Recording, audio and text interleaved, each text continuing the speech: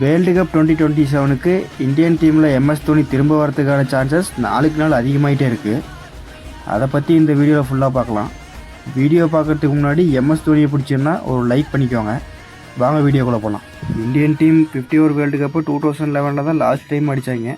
அதுக்கப்புறம் கிட்டத்தட்ட 15 வருஷம் ஆக போது. அந்த கப்போட கனவு இன்னும் அப்படியே தான் இருக்குது.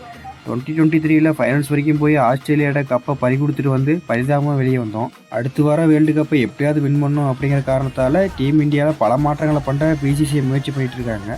அதில் முக்கியமான முடிவு தான் எம்எஸ் தோனியை மென்டராக கொண்டு வரதுக்கு பல வழியில் பிசிசிஐ ட்ரை பண்ணுறதா பல தகவல் வந்துட்டு இருக்குது. இப்போலாம் இந்தியா டீம் ஆடுற மேட்சை கிரவுண்ட்லேயே போய் எம்எஸ் தோனி பார்க்குறாரு. ஒரு வேளை இருக்குமோ பிசிசிஐ எம்எஸ் தோனியை வச்சு சர்ப்ரைஸாக ஏதாவது குக் பண்ணுறாங்களோ? நீங்கள் என்ன நினைக்கிறீங்க? எம்எஸ் தோனி இந்தியன் டீமோட மென்டராக வந்தால் நல்லா இருக்குமா? அப்படி ஒரு வேளை எம்எஸ் தோனி மென்டராக வந்தால் டீம் இந்தியாவில் மாத்திர ஃபஸ்ட்டு சேஞ்ச் என்னவாக இருக்குன்னு கமெண்ட் பண்ணுங்கள். வீடியோ பிடிச்சிருந்தா ஒரு லைக், சப்ஸ்கிரைப் பண்ணிக்கோங்க. நான் உங்களை அடுத்த வீடியோவில் பார்க்குறேன். டாடா பாய்.